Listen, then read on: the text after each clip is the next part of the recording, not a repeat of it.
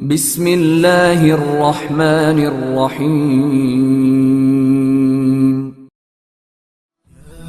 إلهي أنت ربي ذو الجلال والإكرام۔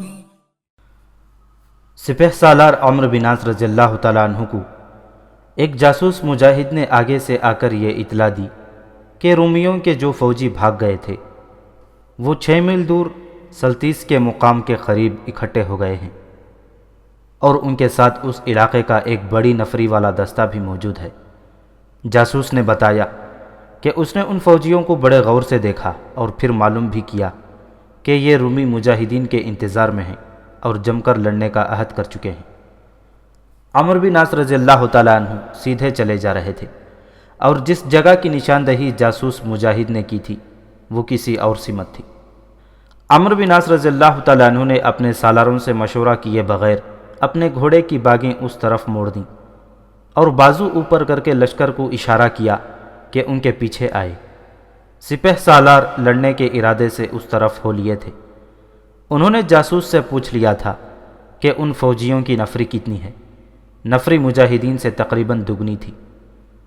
سلتیس کی طرف رخ کر کے اور کچھ دور جا کر عمرو بن عاص رضی اللہ تعالیٰ عنہ نے اپنے سالاروں کو بلایا۔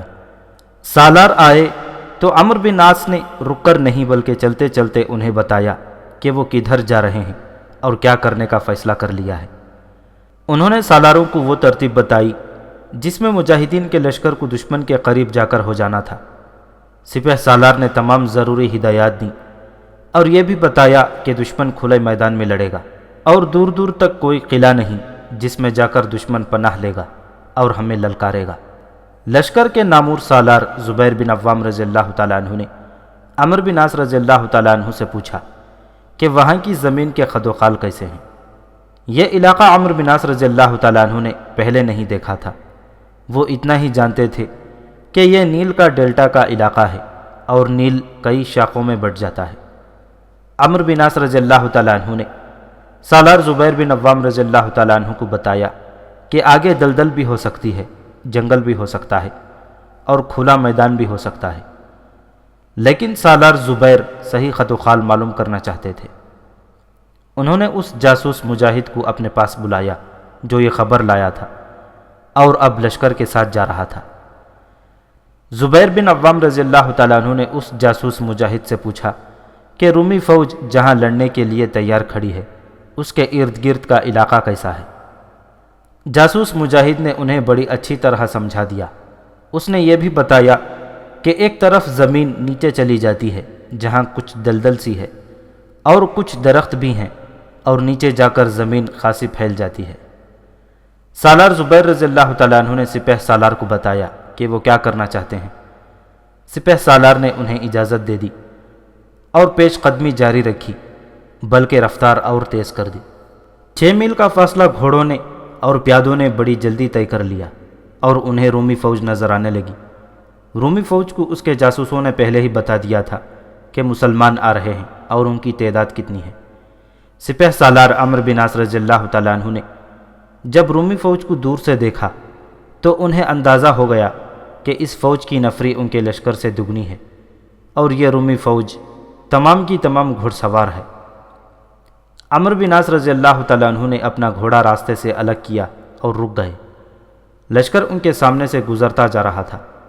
عمرو بن عاص رضی اللہ تعالیٰ عنہ دایاں بازو اوپر کیے ہلا رہے تھے اور بلند آواز سے کہہ رہے تھے، تم اس آزمائش میں سے سرخرو گزر جاؤ گے۔ اللہ نے تمہیں فراموش نہیں کیا۔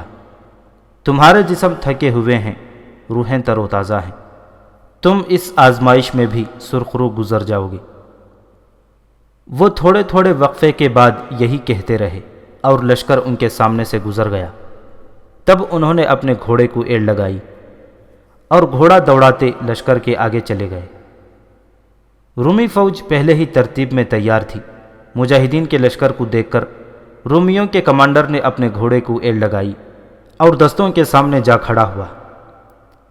وہ دیکھو تمہارا دشمن آ رہا ہے، رومی کمانڈر نے بڑی ہی بلند آواز سے کہا۔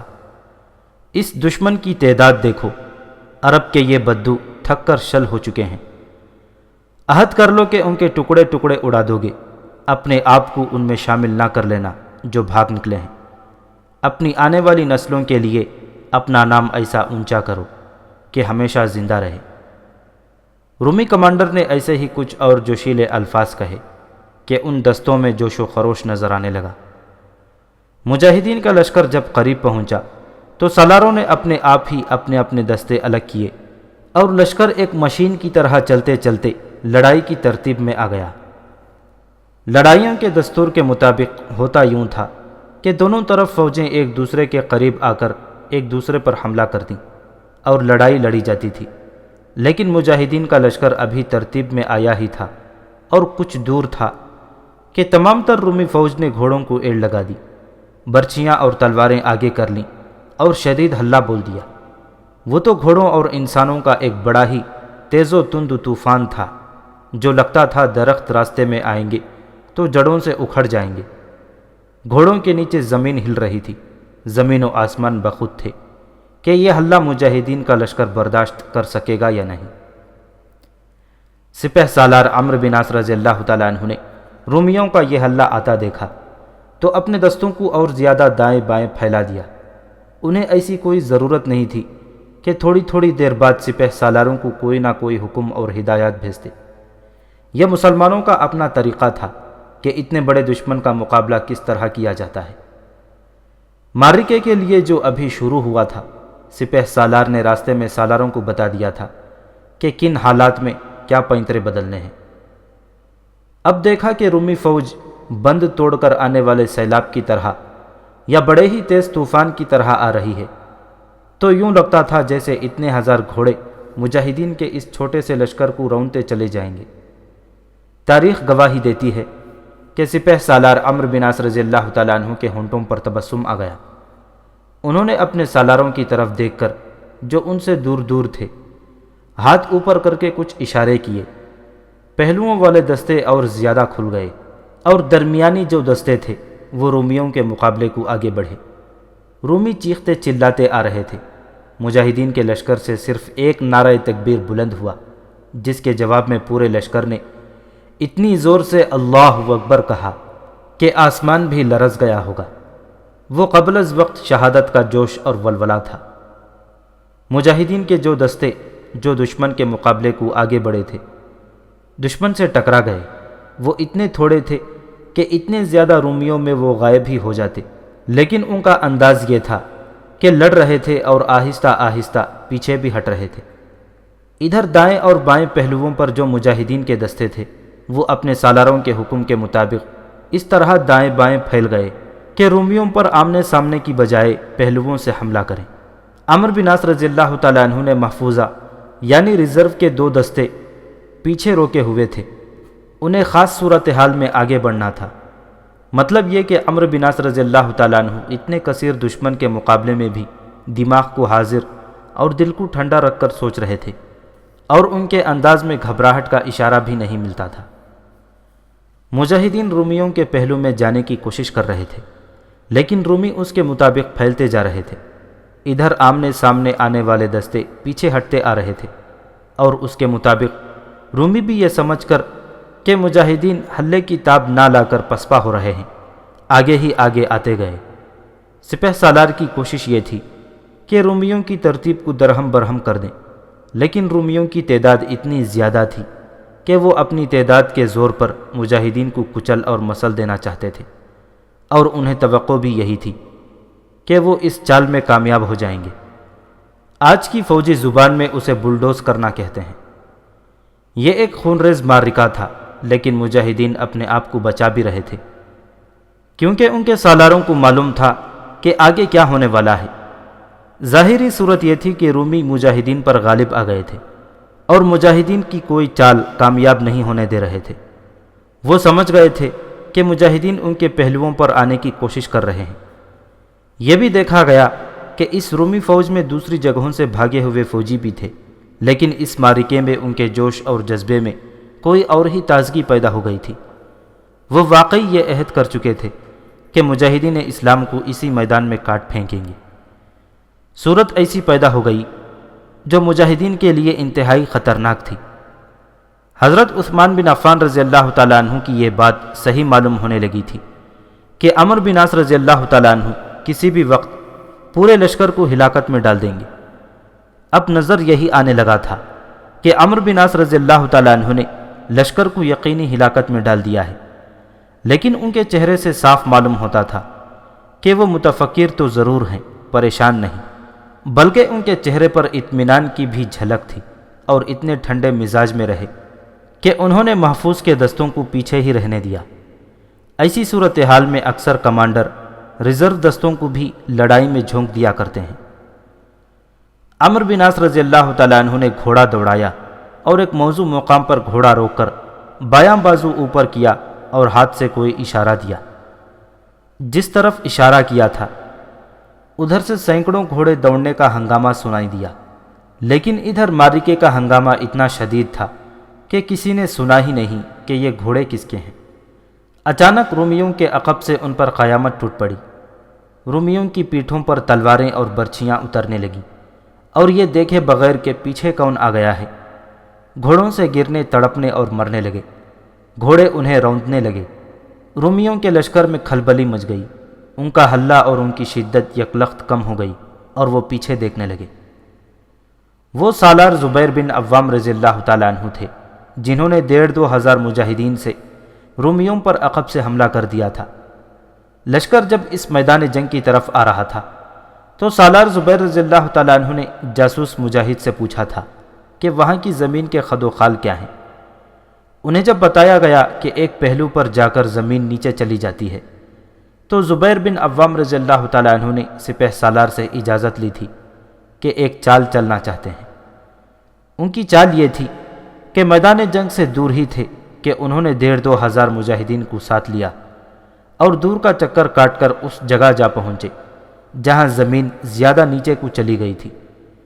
وہاں انہوں نے اپنے مجاہدین کو چھپا لیا تھا۔ یہ سارا دستہ گھڑ سوار تھا۔ زبیر بن عوام رضی اللہ تعالیٰ عنہ کہیں اونچی جگہ کھڑے لڑائی کا منظر دیکھ رہے تھے۔ انہوں نے جب دیکھا کہ رومی مجاہدین پر غالب آ گئے ہیں اور کوئی چال چلنے کی مہلت نہیں دے رہے تو انہوں نے اپنے دستے کو حملے کا حکم دیا۔ وہ پہلے پورے دستے کو بتا چکے تھے کہ کرنا کیا ہے۔ سپہ سالار نے حملے کا اشارہ بھی دے دیا تھا۔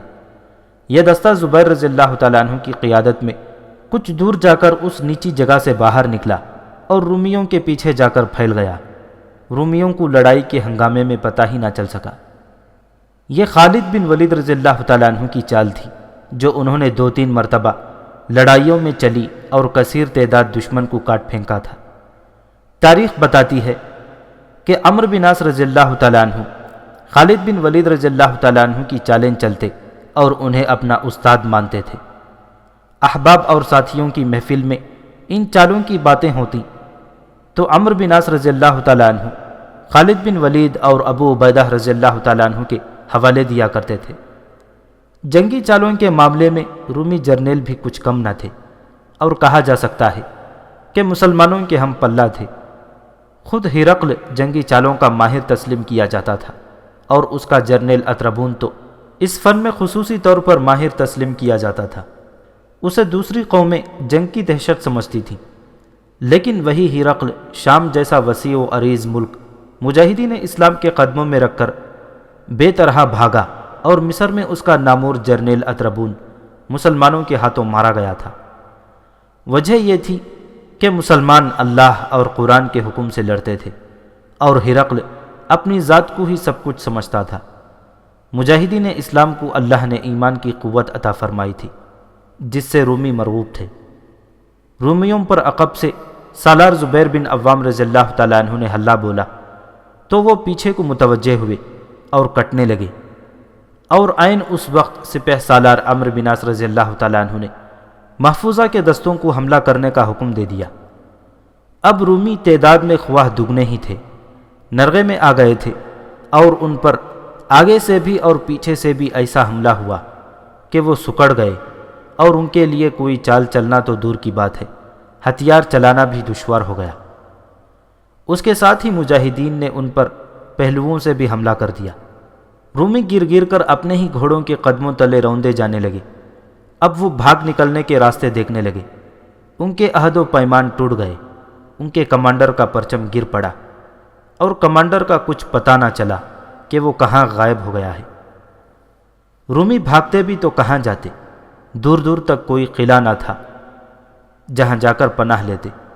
بہرحال وہ اب جانے بچانے کے لیے لڑ رہے تھے، اور جس رومی کو بھاگ نکلنے کا موقع ملتا وہ فوراً بھاگ اٹھتا۔ مجاہدین کی کمزوری یہ تھی کہ ان کی تعداد بہت تھوڑی تھی۔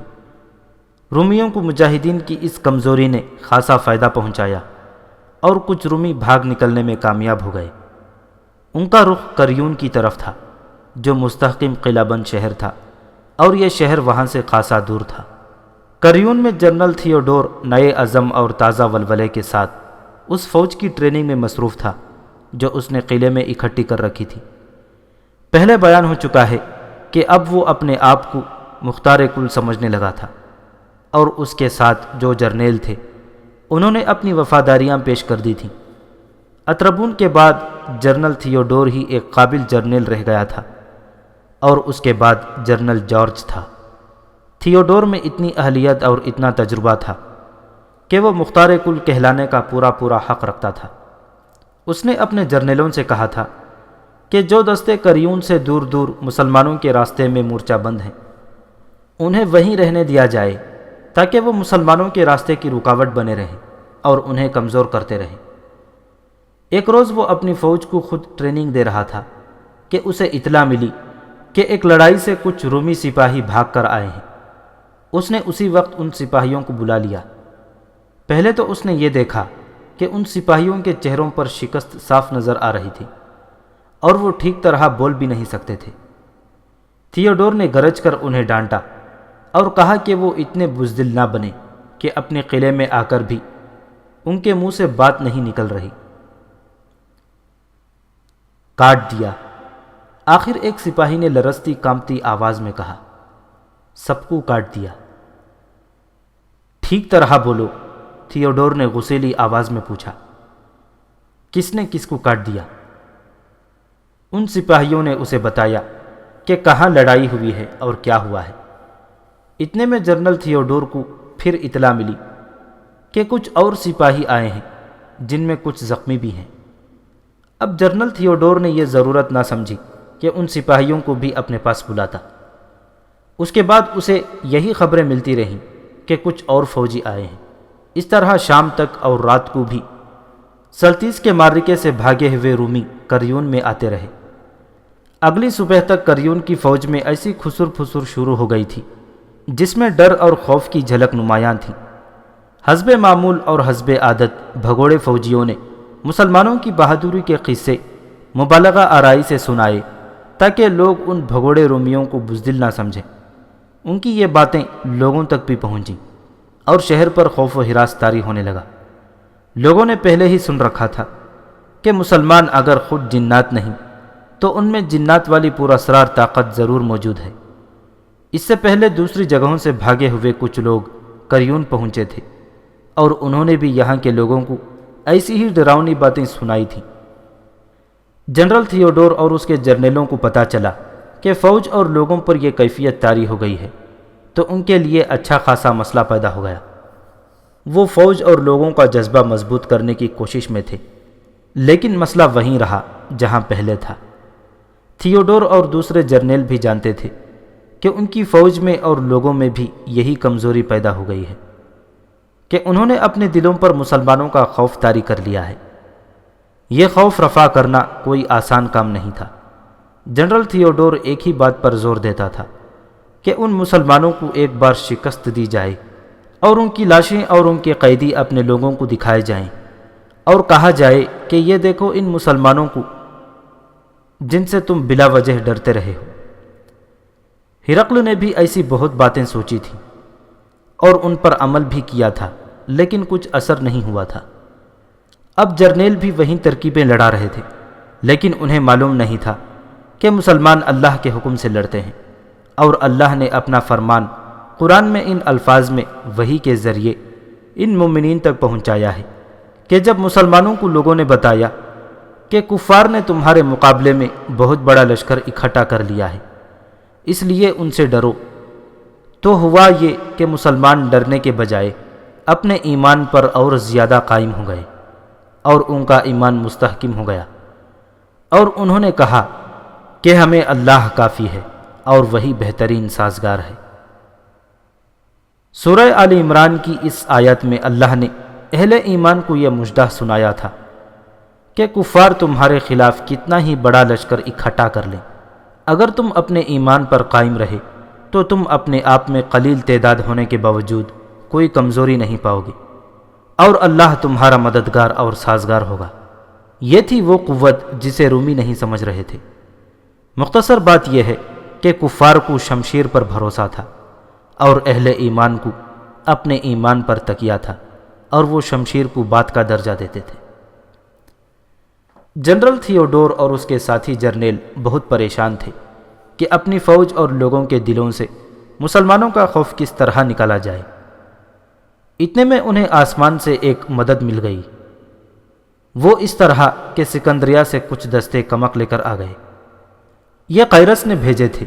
یہ بزنطیہ سے آئے ہوئے تازہ دم دستے تھے، اور ابھی یہ مجاہدین اسلام کے مقابلے میں نہیں آئے تھے۔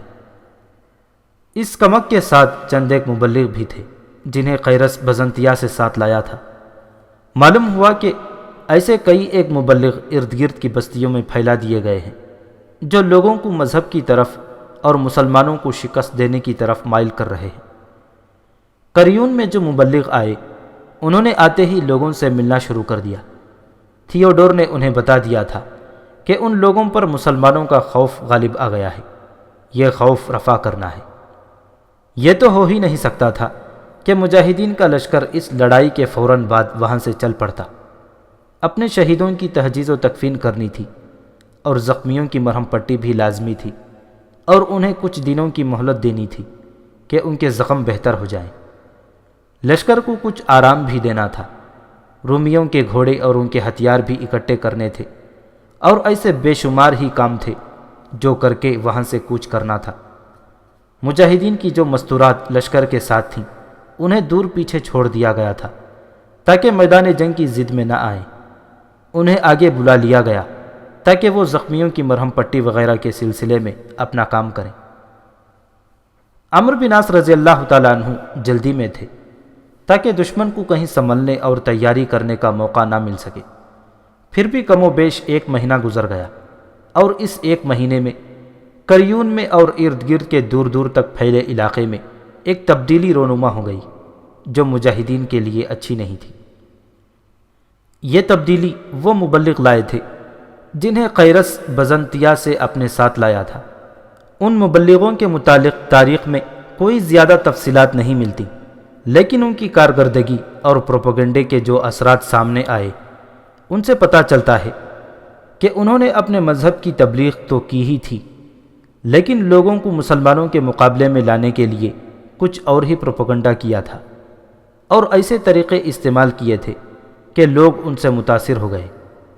قریون کے ارد گرد کی آبادیوں اور چھوٹی بڑی بستیوں میں یہ پروپیگنڈا کیا گیا تھا کہ مسلمانوں کے خلاف قریون میں فیصلہ کن جنگ ہوگی، اور اس میں ہر عیسائی کا شامل ہونا مذہبی فریضہ ہے۔ ان مبلغوں نے اور تھیوڈور کے آدمیوں نے بھی ارد گرد کے علاقے میں مسلمانوں کے خلاف اچھی خاصی نفرت پیدا کر دی۔ پروپیگنڈا کچھ اس قسم کا ہوا کہ مسلمان لوٹ مار کے لیے آئے ہیں، اور عورتوں کے معاملے میں وہ وحشی ہیں، اور بچوں کو قتل کرنا ایک کھیل سمجھتے ہیں۔ لوگوں سے یہ بھی کہا گیا کہ مسلمان سب سے پہلے بستیوں پر ٹوٹ پڑیں گے اور انہیں اجاڑ کر رکھ دیں گے، اور اس کے بعد قلعے کو محاصرے میں لے لیں گے۔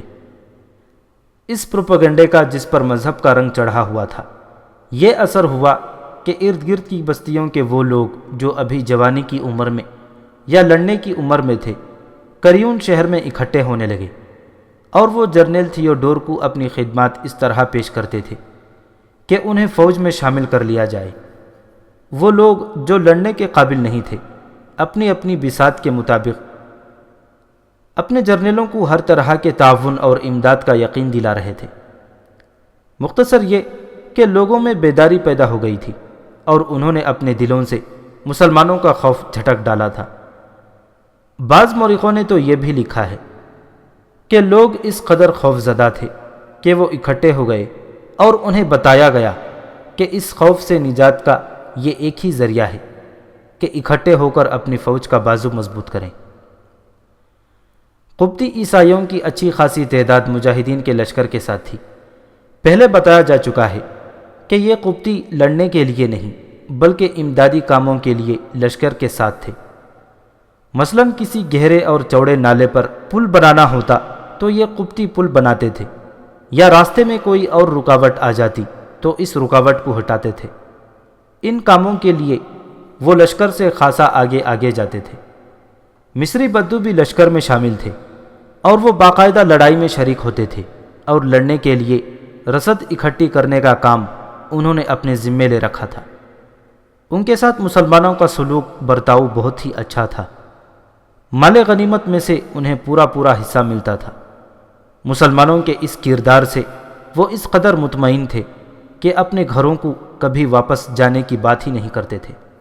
مسلمانوں کا جاسوسی کا نظام ہمیشہ بڑا ہی کارآمد رہا تھا، حالانکہ انہوں نے عیسائیوں اور یہودیوں کی طرح کبھی لڑکیوں کو استعمال نہیں کیا تھا۔ جاسوس مجاہدین ہر بھیس بدل لیتے اور اپنی اصلیت کو چھپا لیتے تھے۔ کبھی تو وہ اپنے آپ کو یقینی موت یا گرفتاری کے خطرے میں ڈال لیا کرتے تھے۔ عمرو بن عاص رضی اللہ تعالیٰ عنہ نے اپنے جاسوس آگے بھیج رکھے تھے۔ اب جاسوسوں نے سپہ سالار عمرو بن عاص رضی اللہ تعالیٰ عنہ کو پوری رپورٹ دے دی تھی کہ بستیوں میں سکندریہ سے کچھ ایسے لوگ آئے ہیں جو یہاں کے لوگوں کو مسلمانوں کے خلاف اکسا رہے ہیں اور انہیں بے بنیاد باتیں بتلاتے ہیں۔ لوگوں کا جو رد عمل تھا جاسوسوں نے وہ بھی بتایا، اور پھر سپہ سالار کو یہ اطلاع بھی مل گئی کہ یہ لوگ بھی کریون میں اکٹھے ہو رہے ہیں اور مجاہدین کے خلاف بڑا ہی مضبوط محاذ بن رہا ہے۔ عمرو بن عاص رضی اللہ تعالیٰ عنہ نے اپنے سالاروں کو بلا کر اس صورتحال سے آگاہ کر دیا۔ ان کا دھیان ان قبطی عیسائیوں اور مصری بدوؤں کی طرف چلا گیا تھا جو مجاہدین کے لشکر کے ساتھ تھے۔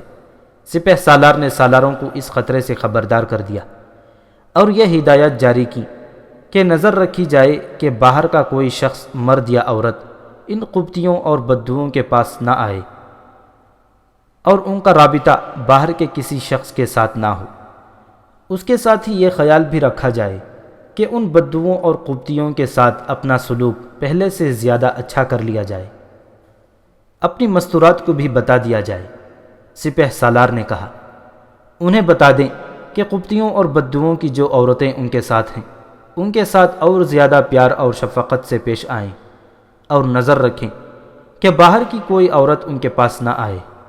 اگر کوئی عورت آتی ہے تو اسے منع کرنے کے بجائے اس کے ساتھ عیسائی کی حیثیت سے بات کر لیں اور بھید لیں کہ وہ کون ہے اور کیوں آئی ہے۔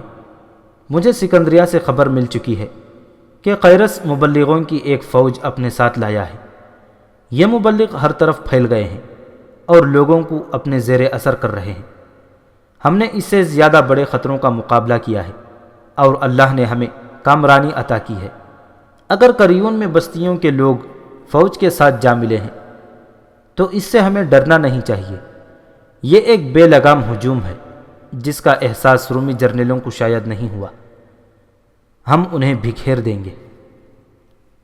ادھر قلعے میں جو جرنیل تھیوڈور بڑے ہی پرمسرت اور فاتحانہ لہجے میں اپنے جرنیلوں کے ساتھ مسلمانوں کو تباہ و برباد کر دینے کا پلان بنا رہا تھا، اسے خوش ہونا ہی چاہیے تھا۔ کمک کے آ جانے سے اور پھر لوگوں کو فوج میں شامل ہونے سے اس کے پاس بے انداز نفری اکٹھی ہو گئی تھی۔ اسے وہ اتنی بڑی طاقت سمجھتا تھا جس سے ٹکرا کر مجاہدین پاش پاش ہو جائیں گے۔ ان عربوں کی تعداد دیکھو، تھیوڈور نے ایسے لہجے میں کہا جس میں غرور اور تکبر کی جھلک تھی۔ سلتیس کی لڑائی میں انہوں نے ہماری فوج کو شکست دی ہے اور بہت ہی جانی نقصان پہنچایا ہے، لیکن ان کی اپنی تعداد جو پہلے ہی کم تھی اور کم ہو گئی ہے۔ اب ہم اتنی زیادہ فوج سے انہیں کچل اور مسل کر رکھ دیں گے۔ انہیں میں نے مہلت دی کہ یہ شہر کا محاصرہ کر لیں۔ تم اندازہ کر سکتے ہو کہ یہ جب محاصرہ کر لیں گے تو بکھر جائیں گے، کیونکہ محاصرے کے لیے ان کی نفری بہت ہی تھوڑی ہے۔ ان کا محاصرہ کچے دھاگے جیسا ہوگا ہم ان پر دستے باہر بھیج کر حملہ کرتے رہیں گے اور ان کی تعداد اتنی تھوڑی رہ جائے گی کہ یہ بھاگ نکلیں گے یا ہتھیار ڈال دیں گے۔ یہ بات ذہن میں رکھو کہ مسلمانوں کو ایسا کمزور بھی نہ سمجھنا جیسا میں نے کہا ہے۔ یہ صحرائی سانپ ہیں جو لڑائی میں بہت چھوٹے ہوتے ہیں، لیکن ڈس لیں تو آدمی چند سانس لے کر مر جاتا ہے۔ مسلمانوں کے اس لشکر کے متعلق اپنے آپ کو کسی دھوکے اور فریب میں نہ رکھنا۔ انہوں نے ملک شام میں ہرقل کو ایسی ہی تھوڑی تعداد میں شکست دی ہے، اور مصر میں آ کر انہوں نے ہمارے جرنیل بھی مار ڈالے ہیں، جن میں اتربون خاص طور پر شامل تھا۔ یہ سوچ لو کہ عربوں کو قریون میں ہی شکست دینی ہے۔ اگر ہم ناکام رہے تو ارد گرد کے علاقے کے جو لوگ ہمارے ساتھ آن ملے ہیں وہ ہمارے دشمن ہو جائیں گے، اور مسلمان یہاں سے سیدھے سکندریہ جا پہنچیں گے، اور وہاں تک کہ لوگ ان سے مرعوب اور خوفزدہ ہو جائیں گے۔ پھر یہی لوگ ان کا ساتھ دیں گے۔ عہد کر لو کہ انہیں یہیں قریون میں ہی ختم کرنا ہے۔ تاریخ میں آیا ہے کہ جنرل تھیوڈور نے آخر میں جو الفاظ کہے تھے وہ یہ تھے: حملہ آوروں اور سکندریہ کی دیوار کے درمیان ہم خود دیوار بن کر کھڑے ہو جائیں گے۔ قریون کا قلعہ اور شہر پناہ بہت ہی مضبوط اور چوڑی تھی۔ اس کے ارد گرد کوئی خندق نہیں کھودی گئی تھی، لیکن ایک چوڑا نالا دیوار کے قریب سے گزرتا تھا۔ یہ ایک گہری اور قدرتی نہر تھی، یا اسے نیل کی ایک شاخ کہہ لیں۔ اس کا نام ثعبان تھا۔ قلعے کا صدر دروازہ نالے کی طرف تھا۔ اس طرح یہ نالہ قلعے کے دفاع کا کام کرتا تھا۔ مجاہدین کا لشکر جب کوچ کر کے قریون کے قریب پہنچا تو دیکھا کہ رومی فوج قلعے کے باہر ان کے استقبال کو تیار کھڑی تھی۔ جاسوس مجاہدین نے عمرو بن عاص رضی اللہ تعالیٰ عنہ کو بتایا تھا کہ رومیوں کی جتنی تعداد باہر کھڑی ہے اتنی ہی قلعے کے اندر ہے۔ عمرو بن عاص رضی اللہ تعالیٰ عنہ نے کچھ اور آگے جا کر اپنے لشکر کو لڑائی کی ترتیب میں کر لیا۔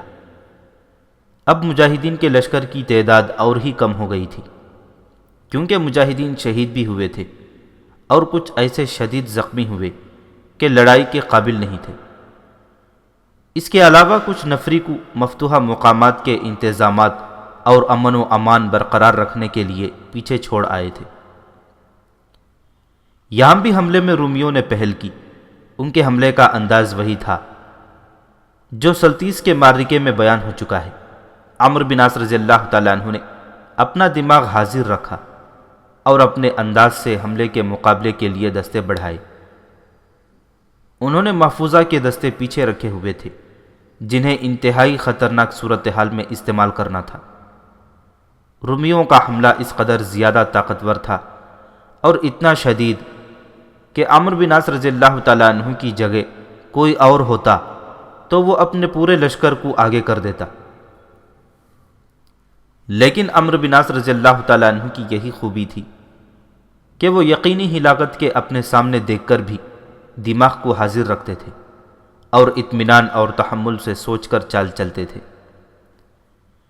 سپہ سالار عمرو بن عاص رضی اللہ تعالیٰ عنہ نے اپنے لشکر کو خاص طور پر یہ ہدایت دے رکھی تھی کہ دشمن کے ہجوم کے اندر جانے سے بچیں، ورنہ وہ گھیرے میں آ کر مارے جائیں گے۔ دوسری ہدایت یہ کہ اپنے آپ کو تنظیم میں رکھ کر دائیں بائیں بکھرتے رہیں تاکہ دشمن کا ہجوم بھی بکھر جائے۔ لیکن رومیوں کی تعداد اتنی زیادہ تھی کہ سپہ سالار کی کسی ہدایت پر عمل کرنا ممکن نظر نہیں آتا تھا۔ تمام سالار سپاہیوں کی طرح لڑ رہے تھے، لیکن انہوں نے نظر اپنے دستوں پر رکھی ہوئی تھی کہ وہ تنظیم سے بکھر نہ جائیں۔ دراصل یہ معرکہ اس نوعیت کا تھا کہ ہر مجاہد اپنی اپنی لڑائی لڑ رہا تھا۔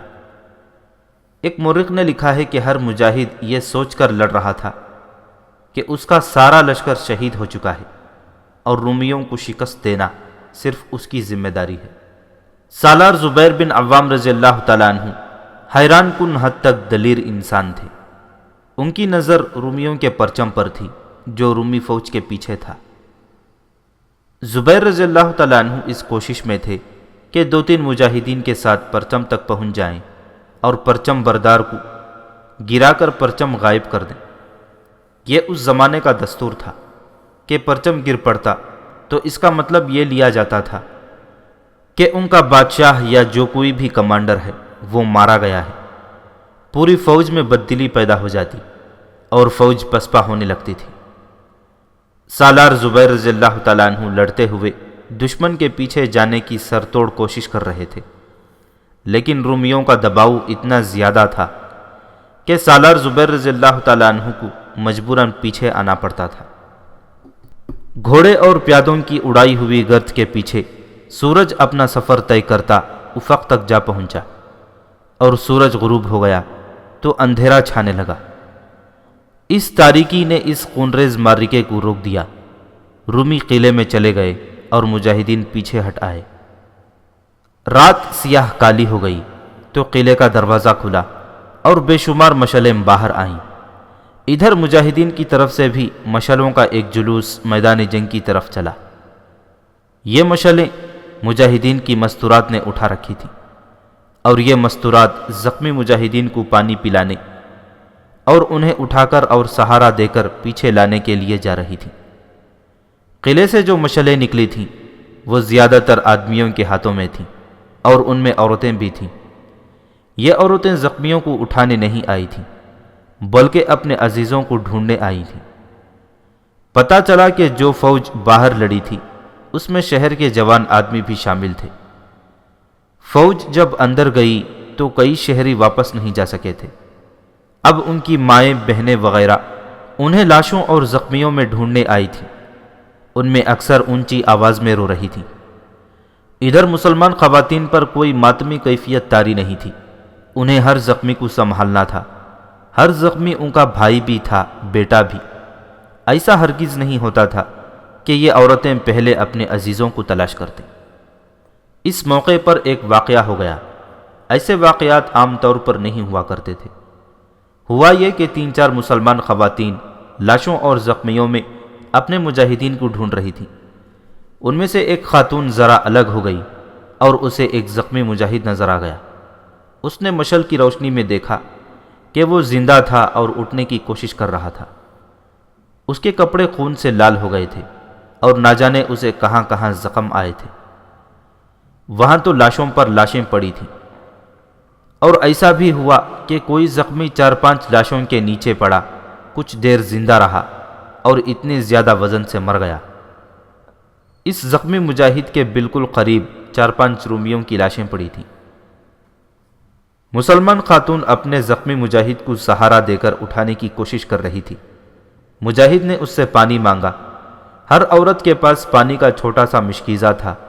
یہ خاتون اسے پانی پلانے لگی تو بالکل قریب ایک مصری عورت جھکی جھکی آ رکی اور ایک لاش کو دیکھنے لگی۔ اس نے چیختے چلاتے ہوئے کہا، یہ ہے میرا بیٹا، لیکن اس کا بیٹا مر چکا تھا۔ اس نے ادھر دیکھا کہ ایک مسلمان خاتون ایک زخمی مجاہد کو مشکیزے سے پانی پلا رہی ہے۔ مصری عورت نے وہاں سے ایک تلوار اٹھا لی۔ وہاں برچھیوں اور تلواروں کی کوئی کمی نہیں تھی۔ ادھر مسلمان خاتون زخمی مجاہد کو بٹھائے اسے پانی پلا رہی تھی، اور اس کی توجہ کسی اور طرف تھی ہی نہیں۔ اس کی ایک ہی خواہش اور کوشش تھی کہ اس زخمی مجاہد کو زندہ رکھنا ہے۔ اچانک مصری عورت نے دوڑ کر تلوار اس مجاہد کے پہلو میں برچھی کی طرح گھوم دی۔ اسی نے میرے بیٹے کو قتل کیا ہے، اس مصری عورت نے چلاتے ہوئے کہا، اور تلوار کھینچ کر ایک بار پھر مجاہد کے پہلو میں اتار دی اور بولی، یہی میرے بیٹے کا قاتل ہے۔ مجاہد کا سر ایک طرف ڈھلک گیا۔ اسے تو ایک خاتون زندہ رکھنے کی کوشش کر رہی تھی، لیکن اس مصری عورت نے اس کی کوشش کامیاب نہ ہونے دی، اور مجاہد نے اس خاتون کی گود میں جان دے دی۔ یہ خاتون اٹھ کھڑی ہوئی، اس نے مشکیزہ پھینک دیا۔ اس کے ایک ہاتھ میں جلتی ہوئی مشعل تھی۔ اس نے مشعل اس مصری عورت کے منہ کے ساتھ لگا دی۔ مصری عورت چیخنے چلانے لگی، اس کا منہ جل گیا تھا۔ اب مسلمان خاتون نے مشعل اس کے کپڑوں کے ساتھ لگا دی، اور اس کے کپڑے جل اٹھے۔ اب تو وہ ناچ کود اور چیخ چلا رہی تھی۔ کچھ رومی سپاہی اور غالباً شہر کے 1-2 آدمی دوڑے آئے۔ مسلمان خاتون نے کہا کہ اس نے ایک زخمی مجاہد کو تلوار سے مار ڈالا ہے۔ رومی آدمیوں نے تلواریں نکال لیں۔ وہاں زیادہ تر مسلمان مستورات تھیں، ان سب نے تلواریں اور برچھیاں اٹھا لیں اور رومی مردوں کو للکار کر کہا کہ وہ اپنے مردوں کو نہیں بلائیں گی اور سب کو کاٹ پھینکیں گی۔ ادھر سے وہ مجاہدین آ گئے جو لاشوں اور زخمیوں کو ہی ڈھونڈتے پھر رہے تھے۔ مصری عورت کے جلتے ہوئے کپڑوں نے اسے جلا ڈالا اور وہ ابھی تک چیخ رہی تھی اور اس کے اپنے آدمی اس کے قریب نہیں جا رہے تھے۔ مجاہدین دوڑے آئے تو رومی اور مصری آدمی وہاں سے کھسکنے لگے۔ ایک مسلمان عورت نے بلند آواز سے اپنے مجاہدین سے کہا کہ وہ پیچھے چلے جائیں، ان آدمیوں کے لیے وہ خود ہی کافی ہیں۔ مجاہدین کو دیکھ کر رومی شش و پنج میں پڑ گئے۔ اتنے میں کئی اور مسلمان خواتین آ پہنچی، کسی کے ہاتھ میں برچھی اور کسی کے ہاتھ میں تلوار تھی۔ یہ ایک دہشت تھی جو رومیوں پر پہلے ہی طاری تھی۔ اس دہشت نے رومیوں کو اور دوسرے آدمیوں کو جو قلعے سے باہر آئے تھے وہاں سے کھسک جانے پر مجبور کر دیا اور خون خرابہ ہوتے ہوتے رہ گیا۔ تقریباً تمام مورخوں نے لکھا ہے کہ اس روز کی لڑائی میں رومیوں کا پلہ بھاری رہا، یہ اس لحاظ سے کہ جانی نقصان مجاہدین کا زیادہ ہوا اور وہ کوئی کامیابی حاصل نہ کر سکے۔ وہ تو اس قلعہ بند شہر کو محاصرے میں لینے آئے تھے، لیکن محاصرہ ممکن نظر نہیں آتا تھا۔ جنرل تھیوڈور اپنا یہ عہد پورا کر رہا تھا کہ وہ عرب کے ان قلیل تعداد مسلمانوں کے آگے دیوار کھڑی کر دے گا اور انہیں اس قابل نہیں چھوڑے گا کہ وہ سکندریہ کی طرف پیش قدمی کریں۔ محمد حسین ہیکل نے کچھ مورخوں کے حوالوں سے لکھا ہے کہ رومی فوج میں پہلی بار دیکھا گیا کہ فوجیوں نے ذاتی شجاعت کے کارنامے کر دکھائے۔ صاف پتہ چلتا تھا کہ رومیوں نے مسلمانوں کی وہ دہشت جھٹک ڈالی ہے جو ان پر ہر وقت طاری رہتی تھی۔ تاریخ میں یہ اشارہ ملتا ہے کہ سپہ سالار عمرو بن عاص رضی اللہ تعالیٰ عنہ نے صاف الفاظ میں تسلیم کیا کہ وہ شجاعت جس کی بدولت رومی فوج کی دھاک بیٹھی رہتی تھی وہ انہوں نے رومیوں میں پہلی بار دیکھی ہے۔ سپہ سالار نے اپنے سالاروں اور ان کے ماتحتوں کو بلا کر کہا کہ اب ہمارا مقابلہ اصل رومیوں کے ساتھ ہے اور اب ہمیں اس سے زیادہ شجاعت کی ضرورت ہے۔ مجاہدین اسلام کے ہاں شجاعت کی تو کمی نہیں تھی اور ان کے حوصلے میں بھی کمی نہیں آئی تھی، لیکن پہلی بار دیکھنے میں آیا کہ رومی اپنی جنگجوئی کی ان روایات کو زندہ کر رہے تھے جن کی بدولت وہ دنیا بھر کی بہت بڑی طاقت مانے جاتے تھے اور تاریخ میں انہوں نے نام پیدا کیا تھا۔ اگر صرف میدان جنگ ہوتا تو مجاہدین اتنی قلیل تعداد میں ہوتے ہوئے بھی فتح کی توقع رکھ سکتے تھے، لیکن ان کے خلاف دوسرے محاذ بھی کھل رہے تھے۔ سپہ سالار عمرو بن عاص رضی اللہ تعالیٰ عنہ زیر زمین محاذوں سے بے خبر تو نہیں تھے، لیکن پوری طرح باخبر بھی نہیں تھے۔ ان کا جاسوسی کا نظام انہیں صحیح رپورٹیں دے رہا تھا، لیکن رومیوں کی سرگرمیاں اس قدر پس پردہ تھیں کہ ان کی 100% صحیح رپورٹ نہیں ملتی تھی۔ سب سے بڑا خطرہ جو سپہ سالار اور دیگر سالار محسوس کر رہے تھے وہ رسد کے متعلق تھا۔ رومیوں کا تو وہ اپنا ملک تھا، اس لیے انہیں رسد کی کوئی کمی نہیں تھی۔ مسلمانوں کے لیے تو وہ زمین بھی دشمن تھی۔ رسد اور خوراک وغیرہ کسی بھی وقت اور کسی بھی جگہ رک سکتی تھی۔ پیچھے ایک باب میں بیان ہو چکا ہے کہ رسد کی فراہمی مصری بدوؤں نے اپنے ذمے لے رکھی تھی اور انہوں نے کبھی بھی رسد میں کمی نہیں آنے دی۔ اب انہیں کہنے کی ضرورت پڑتی ہی نہیں تھی کہ رسد کا بندوبست کریں۔ وہ خود خیال رکھتے تھے اور اس میں کمی نہیں آنے دیتے تھے۔ ان بدوؤں کی زیادہ تعداد ایسی تھی جو لشکر میں شامل ہو گئی تھی اور باقاعدہ لڑتی تھی۔ رسد کی فراہمی کے لیے بدوؤں کے 2-3 جماعتیں بنا دی گئی تھیں اور ان کے ذمے یہی کام تھا۔ ان کے مختلف قبیلوں کے سردار بھی ان کے ساتھ تھے۔ ان سرداروں میں سے 2-4 کو رسد کے کام کی نگرانی اور فراہمی پر لگا دیا گیا تھا۔ بدو ارد گرد کے دیہات میں جا کر اناج، مویشی اور دیگر اشیاء حاصل کرتے تھے۔ ان کا طریقہ لوٹ مار جیسا نہیں تھا۔ کسی بھی گاؤں جا کر لوگوں سے کہتے تھے کہ وہ خود ہی اناج باہر نکال دیں اور اپنے مویشی بھی دے دیں۔ پھر ان دیہاتوں کو یقین دلایا جاتا تھا کہ مسلمانوں کا لشکر کسی گاؤں میں لوٹ مار کرنے نہیں آئے گا، اور جب مسلمان فتح مکمل کر لیں گے تو اس رسد کی اصل قیمت سے زیادہ قیمت ادا کریں گے۔ لوگ جانتے تھے کہ انہوں نے رسد دینے سے انکار کر دیا تو یہ حملہ کر کے زبردستی اناج وغیرہ لے جائیں گے، اور اگر وہ گھروں میں داخل ہوئے تو پھر انہیں کسی اور نازیبہ حرکت سے بھی نہیں روکا جا سکے گا۔ وہ رسد فراہم کر دیتے تھے اور اپنے وہ مویشی بھی دے دیتے تھے جو ان کی ضرورت سے کچھ زیادہ تھے۔ ان سے زیادہ تر بھیڑ بکریاں لی جاتی تھیں۔ ان مویشیوں اور بھیڑ بکریوں کا گوشت لشکر کو کھلایا جاتا تھا۔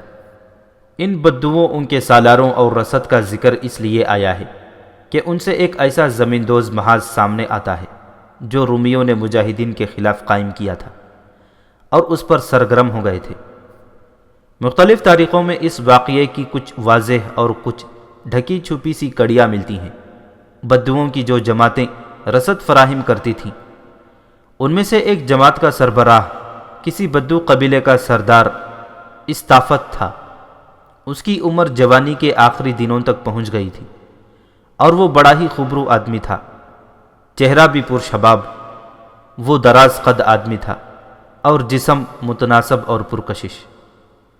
جب قریون کی لڑائی شروع ہوئی تو مجاہدین کے لشکر میں رسد کی کچھ کمی محسوس ہوئی۔ رسد اکٹھی کرنے والے بدو دیہاتی علاقے میں چلے گئے۔ قریون سے 3-3.5 میل دور ایک بڑا گاؤں تھا۔ استافت اپنی جماعت کو، جس میں 50 کے قریب بدو تھے، اس گاؤں میں لے گیا۔ اپنے دستور اور انداز کے مطابق استافت نے گاؤں میں جا کر گاؤں کے بڑوں کو بلایا اور انہیں بتایا کہ اناج اور مویشیوں کی ضرورت ہے اور وہ یہ چیزیں خود ہی گاؤں کے باہر رکھ دیں۔ استافت کو اور اس کی جماعت کو اب تک اچھا خاصا تجربہ ہو چکا تھا۔ اس نے بڑوں کو قائل کر لیا کہ وہ اپنے آپ ہی رسد دے دیں۔ بڑوں نے سارے گاؤں کو اکٹھا کیا اور انہیں بتایا کہ رسد دینی ہی پڑے گی، ورنہ مسلمان آ کر زبردستی اناج وغیرہ لے جائیں گے۔ مختصر یہ کہ لوگ رسد دینے لگے۔ گھوڑا گاڑیاں اور اونٹ ساتھ تھے۔ سارا سامان ان پر لادا جانے لگا۔ بدوؤں کا سردار استافت نگرانی کر رہا تھا۔ گاؤں کا ایک بزرگ صورت معمر آدمی آہستہ آہستہ چلتا استافت کے پاس آ رکا اور بڑے تپاک سے اس کے ساتھ ہاتھ ملایا۔ یہ بوڑھا آدمی لباس، چہرے مہرے اور انداز سے اس گاؤں کا کوئی سرکردہ فرد معلوم ہوتا تھا۔ اس نے استافت کے ساتھ دوستانہ بے تکلفی سے باتیں شروع کر دیں۔ اس کا لب و لہجہ مشفقانہ تھا۔ اس نے قدر اطمینان کا اظہار کیا کہ اس کا گاؤں مسلمانوں کو رسد دے رہا ہے۔ اس کے جواب میں استافت نے بھی دوستانہ بے تکلفی کا اظہار کیا اور اس بزرگ کے ساتھ احترام سے بات کی۔ تم تو بہت ہی خوبرو جوان ہو، بزرگ نے کہا۔ تم سا خوبرو جوان کبھی کبھی نظر آتا ہے۔ تجھے دیکھ کر کنواریوں کے دل دھک دھک کرنے لگتے ہیں۔ اپنی تعریف سن کر آپے سے باہر ہو جانا انسان کی ایسی کمزوری ہے جو انسانیت کی ابتدا ہی کے ساتھ ساتھ چلی آ رہی ہے۔ استافت محض ایک سردار تھا۔ اس کی عقل اور شخصیت میں اتنی پختگی نہیں تھی کہ وہ اس بوڑھے کی زبان سے اپنی تعریف سن کر متاثر نہ ہوتا۔ یہ بوڑھا کوئی جہان دیدہ آدمی تھا۔ اس نے استافت کی کچھ ایسی ہی تعریفیں کر ڈالیں اور استافت کو برتری کے احساس میں مبتلا کر دیا۔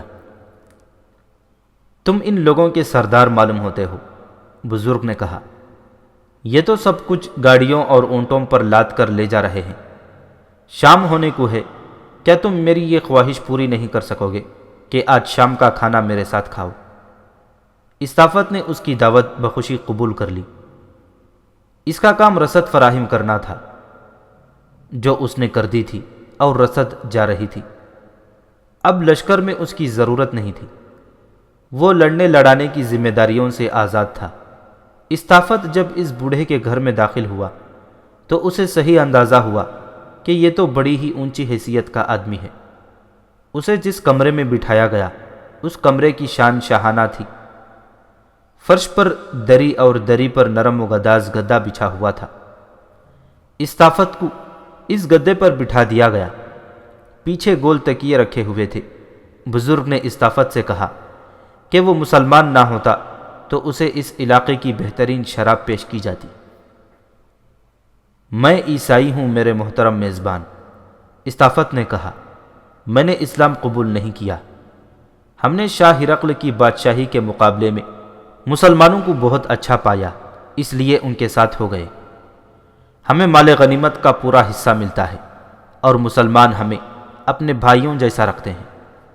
اس کی بات ابھی ختم ہوئی ہی تھی کہ اس بزرگ کی عمر کا ایک اور بزرگ آدمی آ گیا۔ میزبان یہ کہہ کر اٹھ کھڑا ہوا کہ یہ ہمارے نئے پادری ہیں اور کچھ ہی دن پہلے بزنطیہ سے آئے ہیں۔ یہ تعارف سنتے ہی استافت بھی اٹھا اور پادری سے بڑے احترام سے ملا۔ میزبان نے پادری کو بتایا کہ استافت عیسائی ہے اور اس نے اسلام قبول نہیں کیا۔ پادری نے ایسی باتیں شروع کر دی جس سے یہ ظاہر ہوتا تھا کہ یہ اس کی خوش قسمتی ہے کہ اسے استافت جیسا خوبرو جوان مل گیا ہے جو اپنے مذہب پر قائم ہے۔ ایسی کچھ باتیں میزبان بزرگ نے بھی کی اور استافت اپنے آپ کو بہت ہی اونچے درجے کا آدمی سمجھنے لگا۔ اتنے میں ایک نوخیز لڑکی ایک ٹرے اٹھائے کمرے میں داخل ہوئی۔ ٹرے میں ایک خوشنما سراہی تھی اور اس کے ساتھ 3 پیالے تھے۔ لڑکی بہت ہی حسین اور نوجوان تھی۔ وہ جب کمرے میں داخل ہوئی تو استافت کو دیکھ کر ٹھٹک گئی اور اس کا آگے بڑھا ہوا قدم پیچھے ہٹ گیا، جیسے وہ استافت کو دیکھ کر حیرت زدہ ہو گئی ہو۔ آ جاؤ کرسٹی، تم تو گھبرا ہی گئیں، میزبان بزرگ نے پیار سے کہا۔ یہ اپنے ہی آدمی ہیں، اپنے قبیلے کے سردار ہیں تو مسلمانوں کے ساتھ لیکن بڑے پکے عیسائی ہیں۔ کرسٹی نے اچھٹتی ہوئی ایک نگاہ استافت پر ڈالی اور آگے بڑھ کر ٹرے میزبان بزرگ کے آگے رکھ دی، اور اب استافت سے نظریں ملانے سے گھبرا اور شرما رہی تھی۔ اس نے سر جھکائے ہوئے سراہی میں سے تھوڑی تھوڑی شراب 3 پیالوں میں ڈالی اور بچوں کی طرح تیزی سے اٹھی اور دوڑتی ہوئی کمرے سے نکل گئی۔ میری یہ بیٹی بہت شرمیلی ہے، میزبان بزرگ نے کہا۔ گھر سے باہر تو کسی غیر آدمی کے ساتھ بات بھی نہیں کرتی۔ اتنے میں 2 ملازم آئے اور انہوں نے ان کے آگے کھانا رکھنا شروع کر دیا۔ استافت کھانے کو دیکھ دیکھ کر حیران ہو رہا تھا۔ یہ تو شاہی دسترخوان تھا۔ کھانا چنا جا چکا تو یہ تینوں کھانا کھانے لگے۔ میزبان بزرگ اور پادری کچھ نہ کچھ بول رہے تھے، لیکن استافت کی نگاہیں بار بار اس دروازے کی طرف اٹھتی اور وہیں رک جاتی تھی جس دروازے سے کرسٹی اندر آئی اور دوڑتی باہر چلی گئی تھی۔ اس کی نظریں ایک بار پھر کھانے سے اٹھ کر دروازے پر چلی گئیں۔ دروازے کے ساتھ ہی دوسری دیوار میں کھڑکی تھی۔ کھڑکی کا ایک کیواڑ ذرا سا کھلا ہوا تھا۔ استافت نے دیکھا کہ اسے کرسٹی کا آدھے سے کچھ کم چہرہ نظر آ رہا تھا۔ ایک آنکھ اور ایک طرف کا آدھا گال اور آدھے ہونٹ دکھائی دے رہے تھے۔ یہ ہونٹ ہلکی سی مسکراہٹ سے کھلے ہوئے تھے۔ چہرہ نئے چاند کی طرح نظر آتا تھا۔ کوئی شک نہ تھا کہ کرسٹی استافت کو دیکھ رہی تھی، اور اس کے ہونٹوں پر جو مسکراہٹ تھی وہ صاف بتاتی تھی کہ جس طرح استافت کرسٹی کو ایک بار پھر دیکھنے کو بےتاب تھا، اسی طرح کرسٹی بھی استافت کو اچھی طرح دیکھنے کو بےتاب تھی۔ اتنی حسین اور پرکشش لڑکی کے آدھے چہرے کو دیکھ کر استافت بے کل اور بے قرار ہو گیا۔ وہ اس معصوم اور حسین چہرے کو اور کرسٹی کے سر و قد سراپا کو اپنے سامنے اور قریب دیکھنے کو تڑپنے لگا۔ کچھ دیر بعد یہ ذرا سا چہرہ بھی وہاں سے ہٹ گیا، جیسے نئے چاند کو گھٹا نے نگل لیا ہو۔ میں اس بیٹی کو چھپا چھپا کر رکھتا ہوں، میزبان بزرگ نے کہا۔ کیوں؟ استافت نے پوچھا۔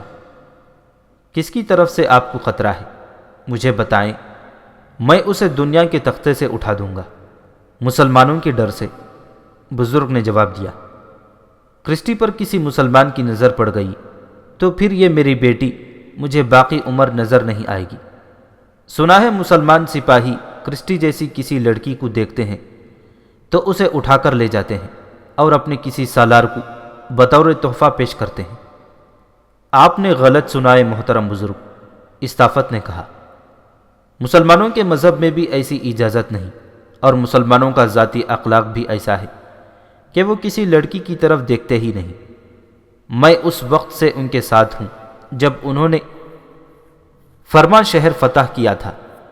میں نے کبھی کسی سالار کے ساتھ کوئی لڑکی نہیں دیکھی، نہ ہی کسی مسلمان سپاہی کو کہیں سے لڑکی اٹھاتے اور کسی سالار کو پیش کرتے دیکھا ہے۔ میزبان بزرگ اور پادری ہنس پڑے۔ ان کی اس ہلکی سی ہنسی میں طنز تھا۔ تم نہیں جانتے میرے معزز مہمان، پادری نے کہا، تمہارے دل میں مسلمانوں کا احترام بھی ہے اور ان کی محبت بھی، یہ کوئی بری بات نہیں۔ ہم صرف یہ سوچ کر تمہارے ساتھ یہ قصہ چھیڑ بیٹھے ہیں کہ تم عیسائی ہو، اور اب تک بہت سی عیسائی لڑکیاں مسلمانوں کے قبضے میں جا چکی ہیں۔ تمہیں کسی سالار کے پاس کوئی عیسائی لڑکی اس لیے نظر نہیں آئی کہ یہ کرسٹی جیسی معصوم لڑکیوں کو مدینہ بھیج دیتے ہیں۔ تم مصری بدو گھروں سے دور ہو اور کچھ عرصے سے گھروں کو نہیں گئے۔ جب کبھی واپس جاؤ گے تو تمہیں پتہ چلے گا کہ تمہاری کتنی لڑکیاں مدینہ پہنچ چکی ہیں۔ میں اتنا ضرور مانتا ہوں، میزبان بزرگ بولا، کہ مسلمان دوسری فاتح قوموں جیسے نہیں۔ دوسرے فاتحین تو کوئی شہر فتح کرتے ہی وہاں کی عورتوں پر ٹوٹ پڑتے ہیں، لیکن مسلمان ایسا نہیں کرتے۔ وہ مفتوحین کی عزت و آبرو اور جان و مال کے محافظ بن جاتے ہیں، لیکن درپردہ کسی حسین دوشیزہ کو دیکھ کر اٹھوا لیتے ہیں۔ مسلمان پہلے اپنے اچھے اخلاق کا اثر ڈالتے ہیں، پادری نے کہا۔ جب ان کا قبضہ مکمل ہو جاتا ہے تو مفتوحہ لوگوں کو اپنا غلام بنا لیتے ہیں۔ میں ملک شام میں دیکھ آیا ہوں، وہاں کے عیسائی رومیوں کو اور ہرقل کو اب یاد کرتے ہیں۔ جن عیسائیوں نے مسلمانوں کی مدد کی تھی، اب جا کر ان کی حالت زار دیکھو جو مسلمانوں نے کر دی ہے۔ استافت حیرت زدگی کے عالم میں ان دونوں معزز بوڑھوں کے چہروں پر نظر گاڑے ہوئے تھا۔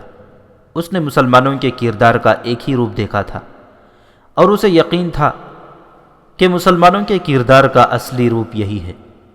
اس نے ابھی کوئی قابل اعتراض حرکت نہیں دیکھی تھی۔ اس کے چہرے پر حیرت کے جو تاثرات تھے، ان میں پریشانی اور تذبذب کی جھلک تھی۔ وہ مسلمانوں کے کردار کے خلاف کوئی بات ماننے پر اپنے آپ کو آمادہ نہیں کرنا چاہتا تھا، لیکن اپنے پادری اور میزبان کو بھی نہیں جھٹلا سکتا تھا۔ ان دونوں بوڑھوں کے بولنے کا انداز ایسا تھا جس میں سچائی کی جھلک پوری طرح نمایاں تھی۔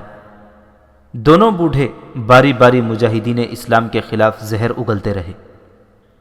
مجھے یہ بتائیں میں کیا کر سکتا ہوں، استافت نے ایسے لہجے میں کہا جیسے وہ یہ بات کہنا نہیں چاہتا تھا۔ کہنے لگا، کیا میں مسلمانوں کا ساتھ چھوڑ دوں؟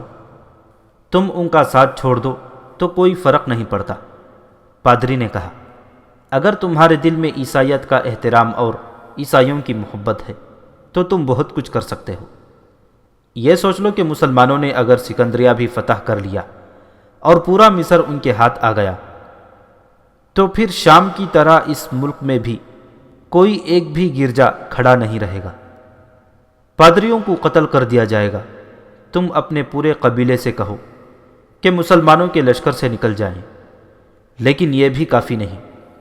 تمہارے ساتھ دوسرے قبیلوں کے سردار بھی ہیں، انہیں یہ ساری باتیں بتاؤ اور انہیں آمادہ کرو کہ وہ اپنے قبیلوں کو یہاں سے واپس اپنے گھروں میں لے جائیں۔